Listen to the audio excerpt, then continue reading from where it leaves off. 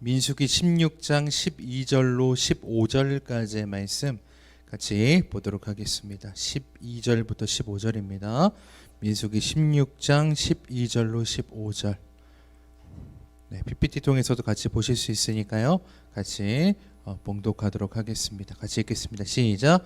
모세가 엘리압의 아들 다단과 아비람을 부르러 사람을 보냈더니 그들이 이르되 우리는 올라가지 않겠노라.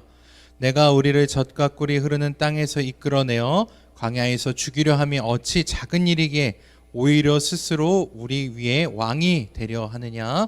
이뿐 아니라 내가 우리를 젖과 꿀이 흐르는 땅으로 인도하여 드릴지도 아니하고 밭도 포도원도 우리에게 기업으로 주지 아니하니 내가 이 사람들의 눈을 빼려느냐. 우리는 올라가지 아니하겠노라. 모세가 심히 노하여 여호와께 여짜오되 주는 그들의 헌물을 돌아보지 마옵소서. 나는 그들의 낙이 한 마리도 빼앗지 아니하였고 그들 중에 한 사람도 해하지 아니하였나이다 하고. 아멘. 자, 오늘 설교 제목 같이 한번 읽어보겠습니다. 시작. 신앙과 현실의 부조화. 말이 좀 어렵죠. 무슨 뜻이냐면요, 우리가 말씀을 통해서 또 교회에서 또 설교를 통해서 또 우리 신앙의 경험들과 영적 체험들을 통해서 얻은 신앙과, 그죠? 신앙과 현실이 맞지 않았을 때 생기는 그 뭐라 그럴까요? 괴리라 그럴까요? 갭이라 그럴까요? 그 안에서 생겨나는 이 어찌할 수 없는 우리의 연약함들, 이 정도로 이해하시면 좋을 것 같습니다. 그래서 신앙과 현실이 맞지 않는 것에 대한 그 부조화로 인해서 우리가 겪는 그런 내용들입니다. 자, 오늘 본문의 말씀은 우리 또 이제 성경을 읽어봅시다 시간에도 많이 다루는 본문인데, 사실 이 본문을 거의 한 2주 가까이, 그죠? 성경을 읽어봅시다 오신 분들 아시겠지만 2주 가까이를 했습니다. 근데요, 저는요 이 본문 안에서 거의 저는 이제 준비하는 시간까지 합치면 이제 한 달 내내 4주죠. 4주 동안 이 본문을 벗어나지 못하겠는 거예요. 그러니까 이 본문 안에 너무 많은 내용들이 들어가 있고 이 본문 안에 이 이야기 자체 안에 정말 우리 모든 신앙의 모습들이 들어가 있구나라는 것을 깨닫게 되었고, 또 이 말씀 안에서 여러 가지 다각도로 다양한 관점으로 봤을 때 나올 수 있는 메시지들도 너무 많고, 그래서 정말 한 달 내내 묵상을 하게 되는 것 같습니다. 그래서 오늘도 물론 우리가 이제 성경 읽어봅시다 때도 전반적으로 다루긴 했지만 이 이야기를 통해서 또 함께 또 새로운 관점으로 한번 우리가 말씀을 나눠보도록 하겠습니다. 자, 오늘 이야기의 스토리는 이렇습니다. 이제 모세와 아론과 미리암과 이제 광야 세대들이 이제 광야에서 하나님 앞에 반역을 했죠. 그래서 가데스 바네아에서 반역을 해서 정탐꾼들이 이제 12명이 갔다가 가나안 땅을 보러 갔다가 돌아와서 10명이 어떻게 합니까? 10명이 다 어떻게 하죠? 부정적인 말을 하죠. 그죠? 부정적인 말을 함으로 인해서 백성들을 그냥 거기서 끝나는 것이 아니라 선동합니다. 선동. 그래서 중요한 게 선동이에요. 선동합니다. 자, 그래서 그들에게 가장 큰 한같이 사람 마음에 한을 품었다 할 때 그 한 같은 것들이 있습니다. 그게 뭐냐면 바로 이 종으로서의 오랫동안 노예 생활을 통해서 생겨난 그들의 마음에 상처와 아픔이 있습니다. 쓴뿌리라고 생각하시면 됩니다. 쓴뿌리들이 있습니다. 그걸 건듭니다. 그래서 이제 우리는 패배하고 죽을 것이다 라고 백성들을 선동하는 바람에 많은 이스라엘의 수백만 명, 거의 200만 명 가까이 되는 이스라엘 백성들이 동요하기 시작합니다. 단 10명의 그 정탐꾼들에 의해서. 그리고 딱 2명, 갈렙과 여호수아는 어떡하죠? 아니다. 끝까지 하나님의 말씀 믿고 가면 우린 승리할 수 있다. 봐라. 저렇게 어려워 보이지만 저기를 점령만 할 수 있다면 와, 얼마나 좋겠냐. 저 결과물을 봐라. 하나님 주신다고 약속하셨으니 우린 결과물, 주님 주실 약속을 기대해야지 그 과정이 두려워서 포기하면 안 된다라고 했죠. 그러나 많은 백성들은 10명의 부정적인 선동에 의해서 하나님 앞에 반역을 하고 그것에서 선고를 받죠. 어떤 선고를 받습니까? 1세대가 결단코 광야에 가나안 땅에 들어갈 수 없다. 광야에서 원래는 그 자리에서 다 죽었어야 되는데 모세가 하나님 용서해 주시옵소서, 한 번만 살려주시옵소서 간절히 빌죠. 그래서 하나님이 그래, 당장 너희들을 죽이진 않겠지만 너희가 광야에서 다 죽을 때까지 광야를 뺑뺑 돌게 될 것이다 라고 선고를 받습니다. 자, 굉장히 무서운 선고죠. 그래서 광야 1세대들은요 이 가나안 땅에 들어가지 못해요. 그 다음 세대들이 이제 들어가게 되는 거죠. 자, 그런 일이 있고 나서 지금 이스라엘 백성들이 광야를 계속 돌고 있는 거예요. 근데 계속 돌다 보니까 이 백성들의 마음에 또 한 가지의 불신과 또 하나님에 대한 반역의 마음들이 막 스물스물 또 올라오는 것입니다. 자, 지금 상황은요 처음 반역할 때와 조금 다릅니다. 자, 처음 반역하기 직전까지는요 이 백성들이 하나님의 백성으로서 축복을 받으러 가는 길이었어요. 그죠?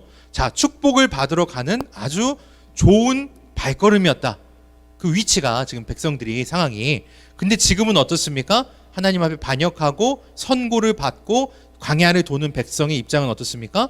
축복을 받으러 가는 가벼운 발걸음일까요? 아니면 하나님의 말씀 가운데 하나님의 반역함으로 인해서 연단받고 심판받고 벌을 받는 중일까요? 뭘까요? 전자일까요? 후자일까요? 네, 대답을 크게 해주시면 감사하겠습니다. 네, 당연히 후자겠죠. 그죠? 당연히 후자겠죠. 지금 이스라엘 백성들 뭐 하고 있는 거예요? 벌 받고 있는 거예요. 무슨 뜻인지 아시겠죠? 40년 동안 그 광야를 돌면서 하나님 앞에 벌을 받는 것을 유예받았다고 하죠. 당장 죽어야 될 걸 자연스럽게 그 생명이 끝날 때까지로 간신히 밀어놓은 거란 말이에요. 그러니 지금 이스라엘 백성들은 그 누구도 하나님 앞에 당당하게 왜 우리한테 이거 안 주십니까? 왜 우리한테 약속한 거 안 지키십니까? 이런 말 할 자격이 있을까요? 없을까요? 1도 없는 거예요. 자격조차 아니고 말도 꺼낼 수가 없는 상황인 거예요. 오히려 그들이 하나님 앞에 정말 나와서 정말 시급을 전폐하고 옷을 찢고 금식하고 회개해서 하나님, 우리가 너무 하나님 앞에 범죄하였습니다. 그러니 우리를 용서하여 주시옵소서 라고 해도 모자를 판에 이들이 또 한 번 반역을 일으킵니다. 자, 이번에도 이 이스라엘 백성들의 특징이 뭐냐면요, 선동이 그렇게 잘 돼요. 너무 선동이 잘 되는 거야. 또 몇 명의 레위 사람들이 선동을 시작합니다. 어떤 선동을 시작합니까? 모세는 이제 백성 전체를 이끌었고 제사장직을 맡고 있었던 사람 누구죠? 아론이라는 사람이 있었습니다. 이 아론의 제사장직에 대해서 욕심을 갖게 되는 거예요. 레위 지파라고 다 제사장이 되는 거 아니었습니다. 그죠? 아론의 자손들만이 이제 그 지금 제사장직의 주요 관직을 맡고 있는 거예요.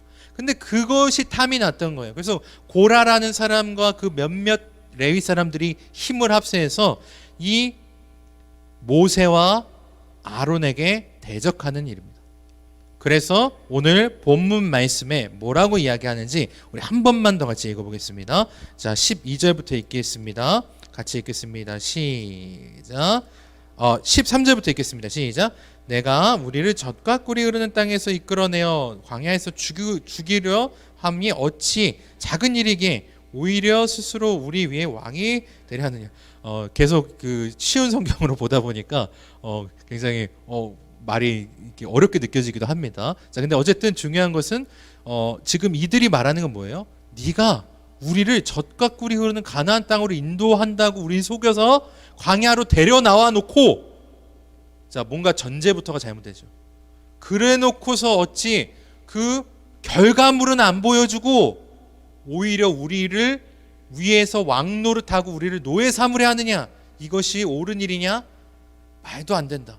우리 모두 하나님의 백성인데 우리도 제사장이 될 수 있고 리더가 될 수 있다. 그러니 더 이상 당신들의 말을 듣지 않고 내가 마음에 맞는 백성들과 함께 떠나서 다시 이집트로 돌아가리라 라는 말입니다. 자, 얼마 전 이제 그 성경 이야기는 이제 이야기상으로는 몇 년이 됐는지 알 수는 없지만 하나님 앞에 그렇게 반역하고 큰 벌을 받고 나서 심판을 받고 나서 이 백성들이 아직도 정신을 못 차린 거예요. 그러니 지금 자신들이 벌을 받는 입장이라고 그걸 깨닫지 못하는 거예요. 제가 얼마 전에 이번 주죠, 이제 라디오를 듣는데 저는 이제 라디오 듣는 걸 굉장히 좋아해서 이제 라디오를 들었습니다. 오전에 이제 라디오를 들으면서 어디 가고 있는데 라디오에 이제 어떤 분이 나오셔서 이제 이야기를 합니다. 근데 그 내용들은 정치적인 내용이라서 다 말씀드릴 수는 없지만 그분이 그런 얘기를 하는 거예요. 인지 부조화, 라는 말 하십니다. 인지부조.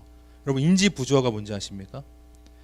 자기가 믿고 자기가 오랫동안 맞다고 생각하는 가치관과 생각과 그런 자기만의 세계관이 있잖아요.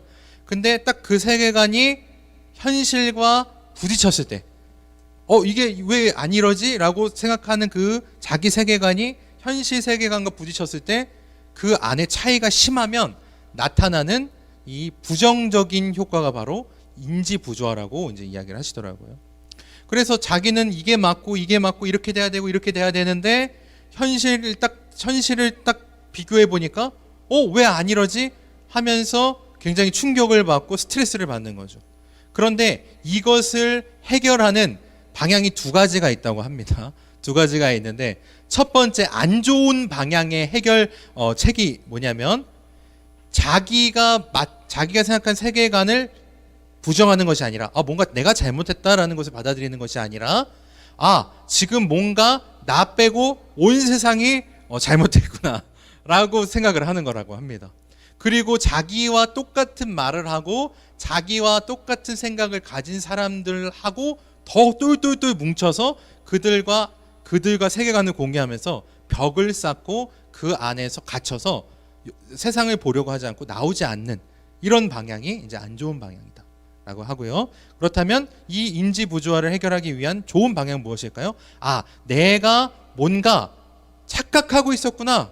내가 갖고 있는 생각과 세계관이 전부가 아니구나. 현실을 좀 직시해야겠구나. 그럼 나와 현실이 뭐가 다른지를 한번 비교해보고 현실적인 대안을 찾아서 나를 한번 고쳐봐야지.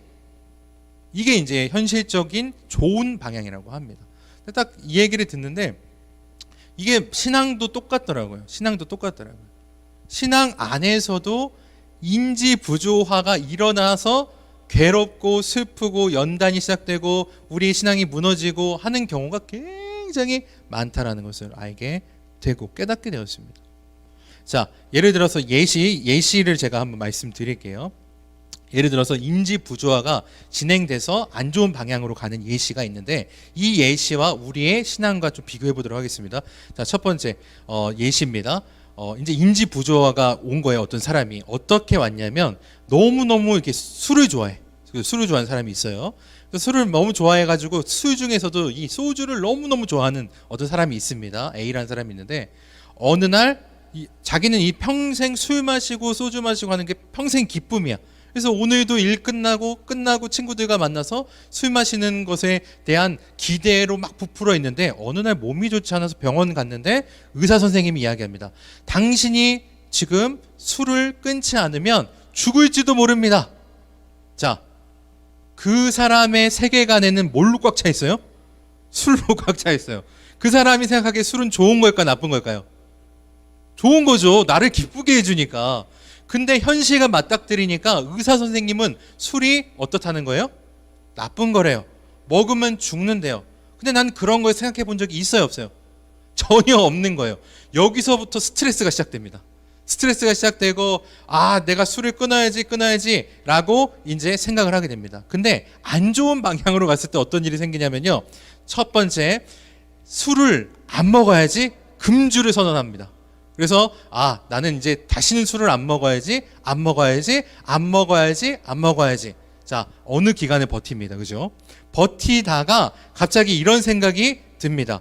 내가 오랫동안 술을 마셔봐서 아는데 한두 잔 정도 마시는 거는 괜찮을 것 같아. 이 정도는 죽지 않지 않을까? 내가 뭐 100을 마셨으면 한 10, 20 정도 마시면 이 정도는 괜찮잖아. 라고 이제 타협을 하는 거예요. 한 단계. 타협을 해요. 자, 그렇게 조금씩 마시다가 몰래 마시다가 갑자기 TV를 보는데 이 술을 마시면 혈액순환에 도움이 되고 가끔씩 한 잔 마시면 몸에 좋은 기능이 있다라는 어떤 프로그램을 또 본 거예요. 보고 나니까 마음이 편안해지기 시작합니다. 그러면서 생각합니다. 그래, 술이 꼭 나쁜 것만은 아닐 거야. 몸에 좋은 기능을 하지 않을까? 그래, 그렇기 때문에 나는 적당량 조금만 더 마셔보자. 자, 지금 처음과 어떻게 됐습니까? 점점 타협 하다가 보니까 어떻게 돼갑니까? 다시 처음으로 돌아가고 있죠. 자, 그러다가 어느 순간에 이제 금단 현상이 찾아옵니다. 그 금단 현상을 막 참아보려고 했는데 도저히 안 되는 거예요. 그러면서 자기가 갖고 있었던 의지를 다 놔버립니다. 생각해보면 소주는 술이 아닐지도 몰라. 이렇게까지 가는 거예요. 그러면서 다시 처음으로 돌아가서 술을 마시는 단계까지 간다. 이게 이제 어떤 예시입니다. 제가 이거 보고 아, 우리 신앙과 똑같구나라는 걸 깨닫게 되었습니다. 죄의 문제 한번 생각해 봅시다. 내가 갖고 있는 어떤 죄, 내가 하나님 앞에서 정말 자주 짓는, 그러니까 내 약점이죠. 오랫동안 내 안에 이스라엘 백성들처럼 쌓여온 어린 시절부터 지금까지 살아오면서 경험하고 받았던 상처들로 인해서 생겨난 쓴뿌리들이 있습니다. 그죠? 그러니까 이거는 평생을 기도해도 사실 잘 안 고쳐져요. 계속해서 은혜가 충만할 땐 괜찮은데 은혜가 떨어지면 자꾸만 튀어나와서 우리 괴롭힌단 말이에요. 그죠? 그러니까 이걸 가지고 평생을 기도를 해야 되는데 똑같습니다. 내가 이제 이 죄에서 자유함을 얻어야지. 그죠? 결단을 은혜 받고 말씀 듣고 하나님 말씀 배우고 결단을 합니다. 그래서 더 이상 내가 하지 않겠다 결단을 하죠. 그런데 어느 날 조금 시간이 지나서 의지가 조금씩 약해지면서 뭘 한다고요? 아까 그 소주 이야기처럼 타협을 하죠. 자, 그래도 어떻게 사람이 요 정도 말은 할 수 있잖아. 요 정도 화는 낼 수 있잖아. 요 정도 죄는 지을 수 있잖아. 이것도 안 하고 어떻게 사람이, 하나님도 다 이해하실 거야. 회개하면 되잖아. 내가 감정이 너무 그래서 어쩔 수 없이 요 정도 이렇게 그 죄를 허용한 거, 요 정도는 괜찮겠지. 자, 첫 번째 타협이죠. 자, 그러다가 조금씩 가다가 타협하다가 또 어떤 유튜브나 무슨 매체를 보다가 사람이 너무 그거를 절제하고 쌓아놓으면 몸에 좋지 않기 때문에 좀 자유함이 필요합니다. 또 뭐 이런 이상한 영상을 또 봤어. 보니까 또 어때요? 마음이 10년 묵은 체중이 떠나가는 것처럼 마음에 평안이 찾아옵니다. 이건 주님 주신 평안일까요? 아닐까요? 절대 아닙니다. 이런 평안은요, 죄가 주는 평안입니다. 그러니까 평안이라고 말할 수도 없는 거예요. 죄책감에서 자유롭게 하는 것, 이건 죄가 주는 것입니다. 자, 그래서 그것에 대해서 마음을 열고, 그래, 나도 사람이고, 그래, 이 속병 나는 것보다 그래, 회개하면 되겠지. 그러다가 점점점 어쩌면 요 정도는 죄가 아닐지도 몰라. 그죠? 이게 무슨 죄야? 내가 뭐 사람을 죽였어?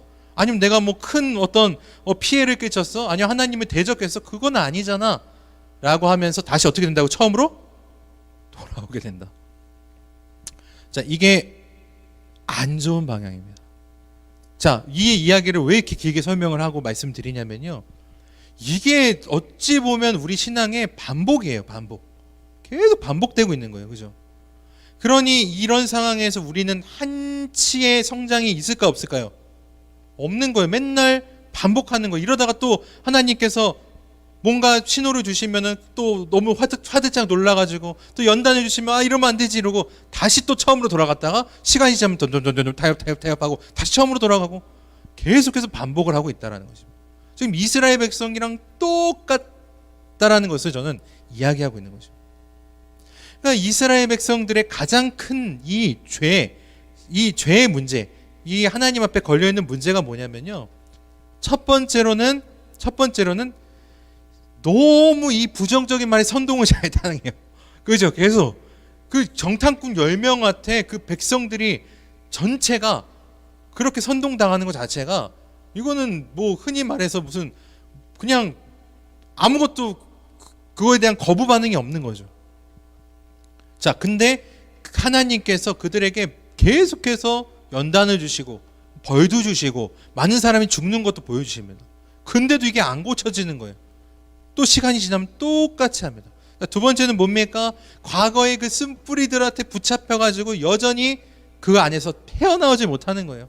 그러니 우리의 신앙이 기쁨이 있고 소망이 있고, 야, 내가 이젠 이 정도는 이겨낼 수 있는 강한 담력이 생겼구나. 자, 여러분 헬스를 한다고 생각을 해봅시다. 헬스를 하는데 예를 들어서 이제 무거운 걸 드는 거를 20kg를 처음에 들었어요. 들었는데 너무너무 힘든 거예요. 20kg도 못 들겠는 거예요. 근데 훈련이 되고 단련이 되고 근육이 쌓여서 시간이 지나 보니까 어느 순간에 40kg도 들고 50kg도 들더라. 자, 그러면 성장한 거예요, 안 한 거예요? 내 근육이 성장한 거예요.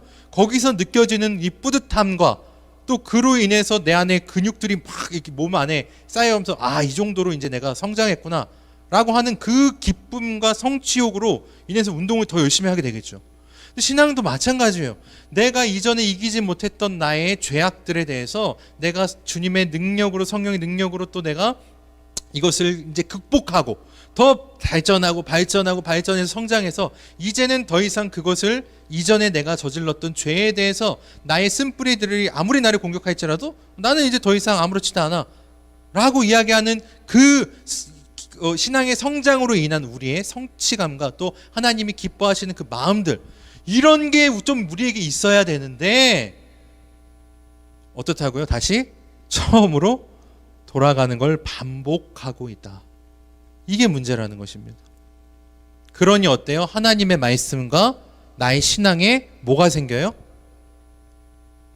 괴리가 생기는, 갭이 생기는 거예요. 하나님은 이만큼을 하라고 말씀하셨는데 우리는 올라갔다 또 내려왔다, 올라갔다 내려왔다 반복하는 거예요. 그러니까 이 하나님이 딱 원하시는 선까지 우리가 딱 맞춰줘야 되는데 그게 안 되니까 이 갭 때문에 너무너무 괴롭고 하나님의 말씀과 명령이 스트레스를 받는 거예요. 하나님 전 못해요. 하나님 그걸 어떻게 해요? 내가 열심히 해봤는데 그게 안 돼요. 잘. 계속 이런 상황 가운데 있다라는 것입니다. 그러니까 이스라엘 백성들의 반역은요, 지금 여기서만 끝나는 게 아니고요, 끊임없이 계속됩니다. 세대가 바뀌어도 똑같아요. 물론 좀 그 색깔은 좀 다릅니다. 이 세대들이 좀 나아요. 1세 세대보다는 좀 나아요.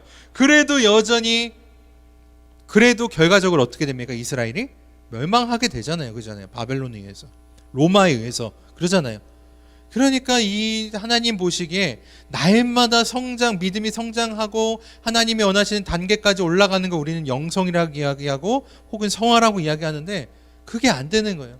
여러분, 천국 가면은 갑자기 우리의 신앙이 갑자기 성장해가지고 우리가 이전에 하지 못했던 그런 모습들로 변화가 돼가지고 그냥 뭐든지 다 잘하게 되는 만능으로 변하게 될 것 같잖아요. 근데 성경은 그렇게 이야기하지 않습니다. 이 땅에서 그 마땅히 천국 백성으로서의 그 위치까지 자라나서 하나님이 기뻐하시는 그 단계까지 우리가 성장하기를 주님은 기대하고 계시더라 라고 성경은 이야기하고 있단 말이에요. 왜냐? 그런 사람들이 가는 곳이 어디라고요? 천국이라고요. 그러니 우리는 이 성장하지 못하는 것에 대해서 굉장한 두려움을 가져야 되는 거예요. 굉장한 두려움을, 굉장한 안타까움을 가져야 되는 거예요. 인지 부조화로 인해서 우리가 계속해서 그 스트레스 받는, 하나님의 말씀을 들을 때마다 또한 내 삶의 모습 볼 때마다 신앙과의 그 괴리 때문에 괴로워하는 걸 보면서 우리는 타협하여서 다시 원래대로 돌아가는 것이 아니라 더 이상 내가 타협하지 않고 이것을 극복해내리라 라는 결단과 마음이 필요하다라는 것입니다. 그런데 이게 우리의 힘만으로 가능한 걸까요? 아무리 생각을 해봐도 결코 그렇지는 않다라는 것이죠. 그래서 누구의 도우심이 필요한 거예요? 누구의 도우심이 필요한 거예요? 당연히 주님의 도우심, 예수님의 도우심이 필요한 거죠. 근데 제가 오늘 말씀드리는 건 그거예요. 예수님께서 당연히 도우시고 성령께서 우리 안에서 말할 수 없는 탄식으로 끊임없이 우리를 성장시키시고 다시 처음으로 돌아가지 않게 하기 위해서 우리를 계속해서 푸시하시는데 이 부분은 확실해요. 저는 성경을 통해서 분명히 주님께서 말씀하셨습니다. 내가 너희와 함께하고 고아와 같이 너희를 버려두지 않으리라 말씀하셨습니다. 너희가 온전히 하나님의 자녀로 자라날 수 있도록 도우리라 말씀하셨습니다. 근데 우리가 이것은 믿는데 우리가 믿지 못하는 것, 그것이 무엇이냐면 바로 우리의 마음이다 라는 것입니다. 하나님의 말씀은 믿지만 우리가 그 말씀을 믿지 않으면 그런 일이 일어난다? 안 일어난다? 안 일어난다라는 거죠. 우리가 이런 죄의 문제, 또 신앙의 문제와 현실의 문제에 갭이 생겼을 때, 이 안에서 찾아오는 그 두려움과 이 안에서 찾아오는 좌절감을 맛봤을 때 다시 타협하여 처음으로 돌아가는 것이 아니라 우리가 믿는 하나님의 말씀에 힘입어서 내가 끝까지 이것을 놓치지 않으리라 하는 결단, 끝까지 이 문제에 대해서 하나님은 붙들고 성장하고 승리하리라 라는 끝까지 이를 악물고 차라리 죽이려면 죽여라 하는 그런 태도로 우리가 하나님 앞에 나아가는 결단, 저는 이것을 이야기하고 있는 것입니다. 때로는 우리가요 속아요. 나는 못해. 하나님 다 알아서 해주세요. 이거 의지 아니고 성경적인 접근이 절대 아닙니다. 우린 착각해요. 주님, 나는 아무것도 아니니까요. 주님 알아서 다 하세요. 저는 그냥 마음을 비웠습니다. 자, 무의 상태로 주님 다 비웠으니 가져가십시오 하고 진짜 아무것도 안 해요. 이건 정말 잘못된 겁니다. 그거는요 책임을 주님 앞에 전가하는 거예요. 의지가 없는 거예요. 마음을 비운 게 아니고요. 그냥 내려놓은 거예요. 다 손을 놔버린 거예요. 이런 단계를 이야기하는 것이 아니고, 하나님은 분명히 약속하셨기 때문에 우리에게 필요한 것은 바로 성장하고자 하는 우리의 강력한 의지와 믿음이 필요하다. 이것에는 엄청난 결단과 노력이 필요합니다. 절제가 필요합니다. 믿으십니까? 아까 소주 얘기 말씀드렸잖아요. 절제가 필요해요. 여러분, 술 끊는 것도 그렇게 어려운데 죄를 끊는 게 어렵겠습니까? 쉽겠습니까? 절대 그렇지 않아요. 그래서 우리는요 더 큰 결단이 필요한 거예요. 술을 끊는 것보다 더 큰 결단과 의지가 필요한 겁니다. 그런 사람에게 하나님께서 더욱더 강력히 부어주시지, 나는 다 맡겼으니 주님 알아서 하시옵소서, 이런 태도는 올바른 태도가 아니다라는 것을 말씀하십니다. 자, 이스라엘 백성들에게 적용해 보겠습니다. 어떻게 됩니까? 자, 이전에 일들을 통하여서 하나님이 어떤 분이신지 알았고 우리의 약점이 뭔지 알았어요. 그러면 예를 들어서 고라 같은 사람들이 다시 똑같이 그 상황을 돌아가 보겠습니다. 고라와 그 몇몇 사람들이 이스라엘 백성들을 선동합니다. 자, 이집트로 다시 돌아가자. 자, 결과물 없지 않느냐? 포도밭, 약속한 젓가 꿀이 흐르는 그 결과물들 지금 모세가 우리 줬냐? 못 줬지 않냐? 자, 이제 끝났다. 이젠 더 이상 모세와 아론을 믿을 수 없다. 돌아가자 라고 선동을 했을 때 원래 성경에 나온 이스라엘 백성들은 진짜 그렇네, 그래 우리 다시 이집트로 돌아가자 이렇겠지만, 오늘 이 말씀을 들은 우리 성도들에게 그러한 비슷한 어떤 악한 사단마귀의 계략이 우리를 향해 찾아왔을 때 어떻게 해야 될까요? 어떻게 끊어내야 될까요? 내가 이전과 같이 되지 않고 더 이상 악한 사단마귀의 그 음성에 귀를 기울이지 않으리라. 부정적이고 우리를 넘어뜨리고 하나님의 믿음을 약하게 만드는 수많은 말들과 속삭임과 속임수 가운데 나는 더 이상 넘어지지 않으리라, 듣지도 않으리라, 이곳에 그들과 함께 있지도 않으리라 라고 그곳에 박차고 나와야겠죠. 그죠? 자, 이렇게 변화가 돼야 된다는 것입니다. 근데 그러기에는요 우리가 포기해야 될 게 많이 있어요. 그 고라라는 사람과의 인간관계, 그죠? 저 사람이 나한테 너무 잘해주는데, 나에게 큰 도움을 줬는데 내가 저 사람 말 들어야 될까? 만약에 여기서 내가 NO라고 얘기하면 저 사람 상처받지 않을까? 그러면 내가 동조하는 척하면서 얘기 좀 들어보, 이런 것들을 다 포기할 수 있어야 돼요. 여러분, 이게 쉬운 일일 것 같습니까? 절대 그렇지 않아요. 모든 상황 가운데서 전 한 가지 부분을 말씀드린 거지만, 그러나 뭐가 필요하다고요? 그것을 뛰어넘을 수 있는 강력한 우리의 마음과 의지가 필요하다. 이렇게 치열하지 않으면요 우리 신앙을요 지킬 수가 없어요. 정말 우리가 신앙을 너무 편안하게 생각하는 것 같아요. 우리의 마음 뺏기는 걸 당연하게 생각하는 것 같아요. 이거는 패배주의입니다. 완벽한 이스라엘 백성들이 갖고 있었던 패배주의. 그리고 뭐라고 얘기합니까? 나는 어쩔 수 없었어. 그럴 수도 있지. 타협. 중요한 것은 영적인 전쟁, 영적인 싸움 중이라는 것을 우리는 기억해야 됩니다. 치열하지 않고서는 빼앗길 수밖에 없어요. 이 마음, 신앙 빼앗기지 않기 위해서, 여러분 신앙 처음에 주님 은혜 주실 때 은혜 받는 건요 정말 우리 마음의 문을 열면 하나님께서 넘치도록 주십니다. 근데요 이 은혜 처음에 하나님 막 주실 때는요 이 은혜가 너무 우리에게 쉽게 주시는 건가 생각하는데요, 한번 잃어버리고 나잖아요. 그리고 그것을 다시 회복하는 것은요 정말 큰 대가가 필요합니다. 우리 인생 가운데도. 그렇기 때문에 우리 주신 하나님의 은혜와 주의 성령과 또 우리의 신앙의 이 모습들, 이것들을 쉽게 여겨서는 안 되는 거예요. 한번 넘어지고 나면, 이게 우리 신앙도 마찬가지지만요 우리 가정도 마찬가지예요. 우리 가정이 지금 우리 교회에 나와서 정말 아름답게 하나님 은혜 가운데, 물론 많은 어려움들이 있지만 신앙생활 하는 거, 이거 은혜일까요 아닐까요? 은혜입니다. 지금은 아무것도 아닌 것 같지만요 이거가 무너져 내리는 순간요 다시 이 모습을 회복하기가 쉬울까요 어려울까요? 결코 쉽지 않습니다. 그럼 어떻게 해야 돼요? 영적으로 깨어있는 사람들이라면 오늘 이 말씀을 들었던 사람, 주의 백성들이라면 어떻게 될까요? 지키기 위해서 끊임없이 싸워야겠죠.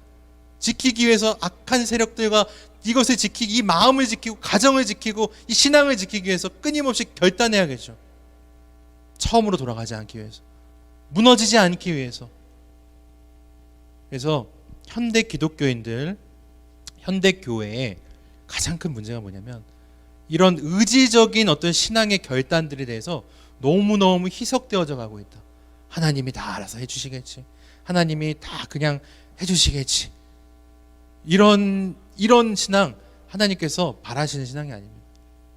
모든 최선을 다하여 주님 앞에 우리의 모든 것을 드리고 나서 그 나머진 주님 우리 힘으로 할 수 없으니 주님께서 일하여 주시옵소서, 이게 맞는 겁니다. 믿으십니까? 그래서 여러분, 우리에게는 지금 싸워야 합니다. 끊임없이 찾아오는 영적 도전들에 대해서 싸워야 합니다. 그렇지 않고서는, 보통의 결단과 결심 가지지 않고서는요, 우리 정말 하나님 뜻대로 살아간다는 것은 있을 수가 없는 것이고 우리는 한치도 성장할 수가 없습니다. 그러나 이렇게 몸부림치고 결단하고 때론 넘어질지라도 끝까지 마음을 놓지 않는 주의 백성들에게 어떤 일이 있을까요? 하나님의 큰 도우심이 반드시 임할 줄로 믿습니다. 믿으십니까? 놓치지 마시기 바랍니다. 끝까지 붙드시기 바랍니다. 우리에게 주신 그 은혜와 신앙, 그럴 때 우리는 언젠가 주님께서 그 모든 것들을 해결해 주시고 새 힘을 주셨을 때 우린 그때 깨달을 수 있습니다. 그때 찬양할 수 있습니다. 간증할 수 있습니다. 주님, 끝까지 주님 붙들고 나아가오니 주님께서 우리를 여기까지 인도하셨군요. 주님 감사합니다. 찬양합니다. 믿으십니까? 우리의 이러한 결단과 강력한 믿음의 의지가 있게 간절히 소망하면서 오늘 말씀 마치도록 하겠습니다. 기도하겠습니다. 지금은 우리 주 예수 그리스도의 은혜와 성부 하나님의 극진하신 사랑하심과 성령님의 감화 감동 축복 교통 역사하심이 오늘 이곳에 모인 주의 자녀들 가운데 넘치는 은혜와 축복 더하여 주시옵소서. 주님, 신앙을 가진다는 것, 믿음 생활을 한다는 것은 결코 쉬운 일이 아님을 우리는 고백합니다. 끊임없는 영적 싸움 가운데 중요한 것은 끝까지 우리의 결단을 놓치지 않고 끊임없이 악한 사단마귀의 공격 가운데서도 마음을 놓지 않는 것임을 우리는 알게 되었습니다. 주님, 이러한 우리의 결단과 결심 가운데 주의 성령과 은혜를 더하여 주셔서 이제는 반드시 주님의 능력으로 승리하는 기쁨과 소망을 맛보게 하여 주시옵소서. 또한 주님, 우리의 삶 가운데 어려운 문제들, 또한 질병과 아픔 가운데 아버지 말 못할 사정들이 너무나도 많이 있습니다. 주님, 치유하시고 고치시고 어려운 환경 가운데 도우심의 역사를 나타나 베풀어 주시옵소서. 이 모든 말씀이 속히 이루어지길 간절히 축원하옵나이다. 아멘.